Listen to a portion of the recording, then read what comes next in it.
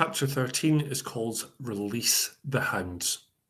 By Kazima's own insistence, the action she had planned against Mr. Jessup needed to be a solo mission.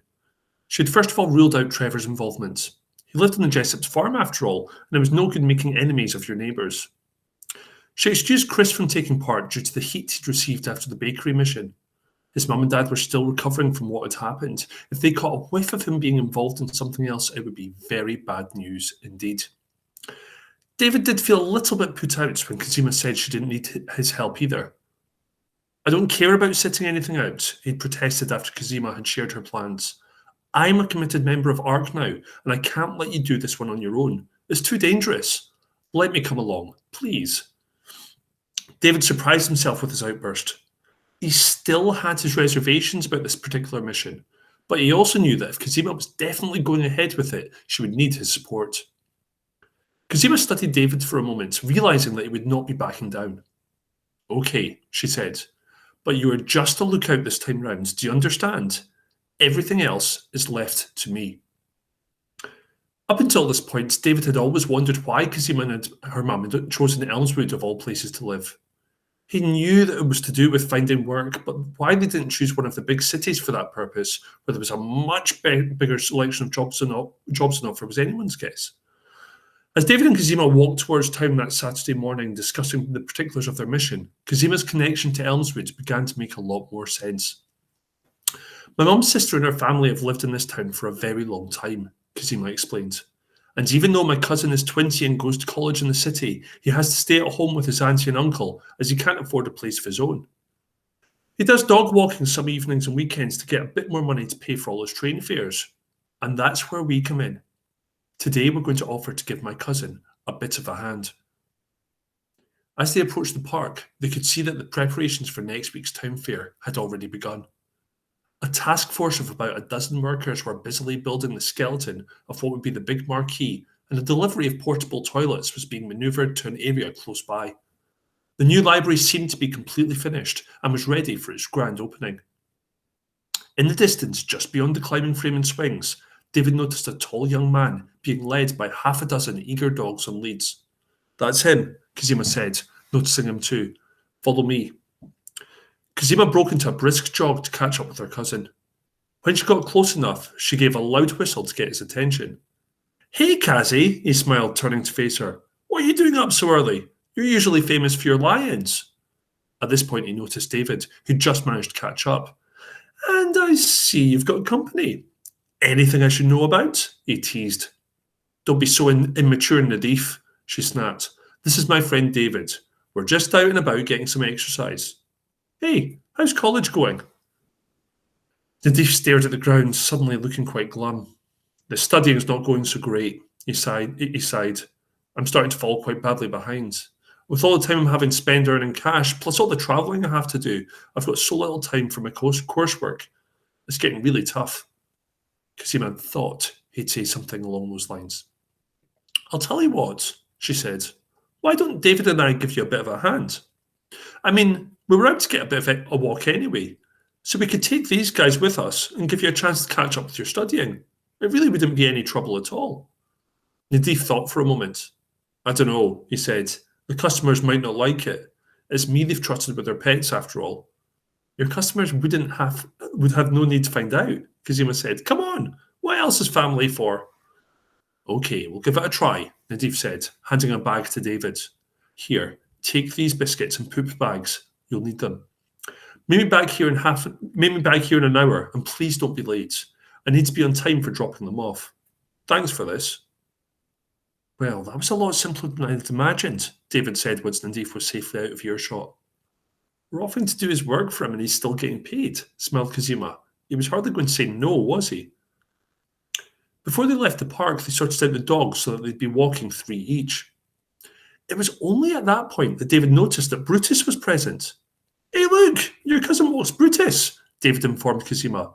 I'm glad Chris's parents give him the occasional morning off from dog sitting. Along with Brutus, there were another 3 large dogs. David was no dog expert, but he thought that 2 of them might be Labradors and the other one a collie. 2 small dogs were also along for the walk, a white terrier of some kind and a little black pug. How the two small dogs were able to keep up with the big ones was a mystery to David, but luckily they wouldn't have to take them far, as the Jessop's farm was only a 10-minute walk away. By the time they reached the end of the farm road, though, the smaller dogs were starting to flag. Kazima had the pug along with Brutus and the collie, whilst David had the terrier and the two Labradors. They were both starting to find it extremely difficult to control their dogs.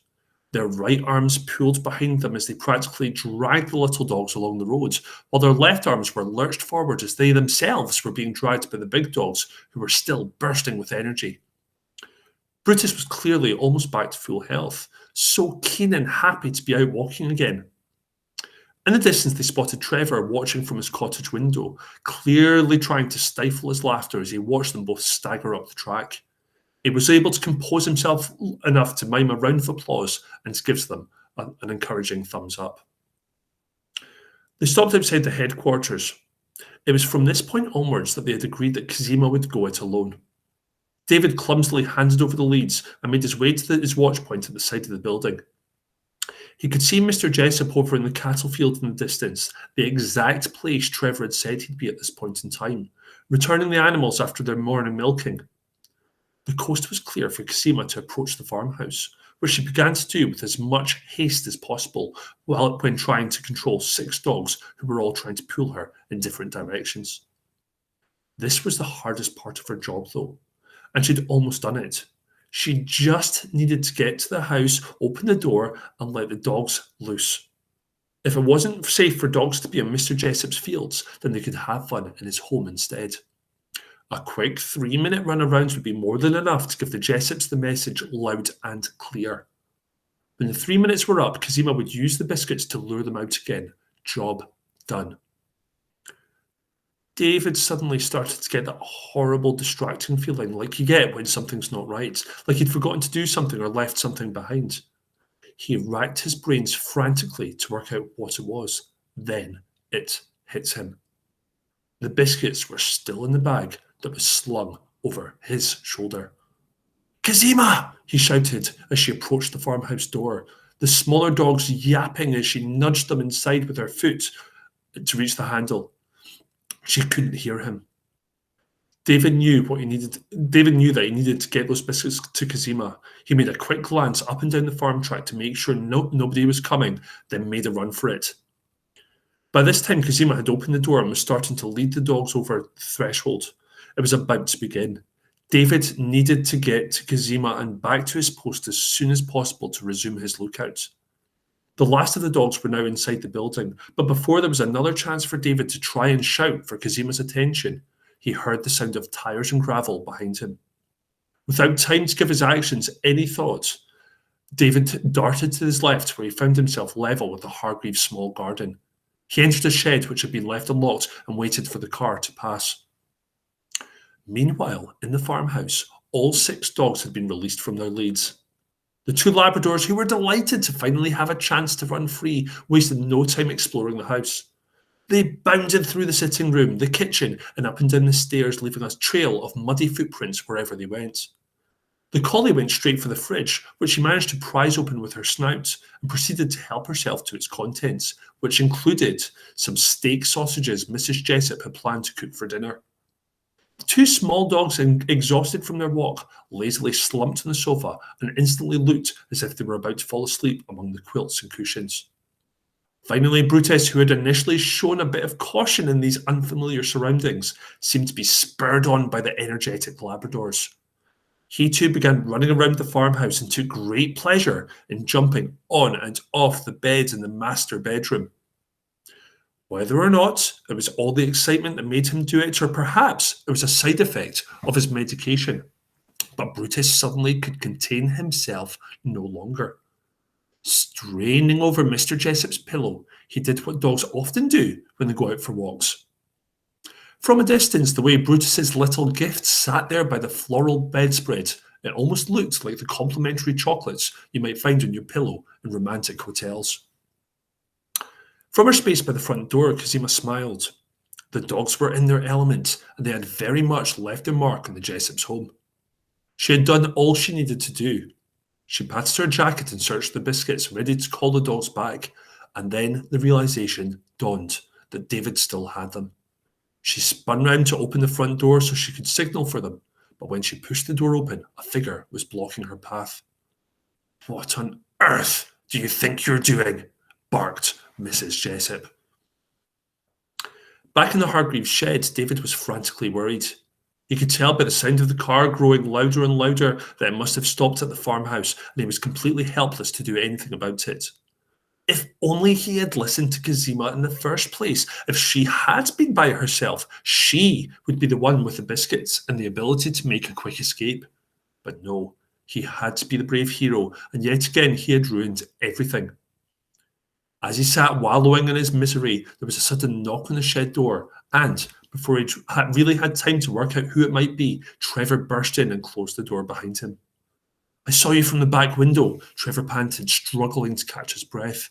"Mrs. Jessup got home from the shops much earlier than she usually does. We've got to find a way to get Kazima out of there." "And what do you suggest we do? Mrs. Jessup will have already found Kazima. She's in there with 6 dogs, remember? It's not as if she can subtly slip away." Trevor frowned in thought.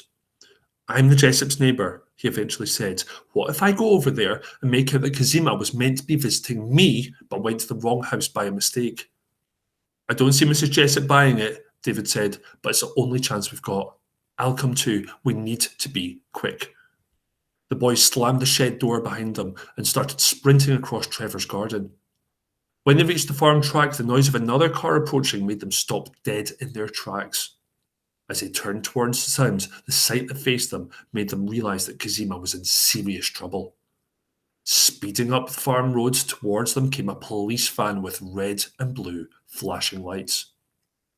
The boys felt physically sick. Trevor stood gawping at the van, all colour drained from his cheeks. Whilst David too was in a state of shock, he still had some of his wits about him. Enough anyway to pull the back of Trevor's jumper and get him off the roads before the police ran him over. The van came to an abrupt stop outside the farmhouse, and 2 men in uniform got out and started making their way to the door. With the initial shock subsiding, David suddenly knew what he needed to do. "Stop!" he started shouting at the police, running to them in an attempt to reach them before they entered the building. "There's been a big misunderstanding. Please let me explain." Both police officers turned to David. The older of the two gestured for his partner to go into the farmhouse, while he himself waited to see what the boys had to say. David and Trevor proceeded to tell the police officer the elaborate story Trevor had begun to form earlier about how Kazima was their friend and had turned up to the wrong house. To offer an explanation regarding the dogs, David fabricated a story about how they were doing dog walking as a fundraising activity for a trip to Italy they had coming up with the school. For the whole time the boys spoke, the police officer stared down at them with his arms folded, his expression never changing from an unimpressed frown. When the boys had finally stopped speaking, the police officer asked no questions and made no comments. Instead, he turned silently and walked into the farmhouse, letting the door slam shut behind him. Not knowing what else to do, the boys stayed where they were and waited. David found himself thinking about his history class and how they'd been learning about the French Revolution. He thought about all those men and women who had knelt with their heads in the guillotine and how they probably felt pretty similar to the way he and Trevor felt as they awaited their own fates. After about 5 minutes, the same older police officer as before came back out the farmhouse and walked over to where the boys stood.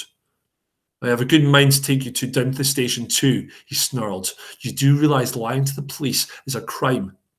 Your friend was at least honest with us. You're both extremely lucky to get off with just a verbal warning. Now get out of here before I change my mind." They ran back towards Trevor's house. For the first time in years, David felt the prickle of tears down his cheeks. What a horrible mess they were in. Trevor led David upstairs to the window in the hall which overlooked the farmhouse. From there, they saw the 2 police officers lead the dogs 2 at a time into the back of the van. Then they saw Kazima. Unlike David, she didn't let her emotions get the better of her. She walked towards the police van, head held high, and got inside. The boys watched in stunned silence as it drove off back into town.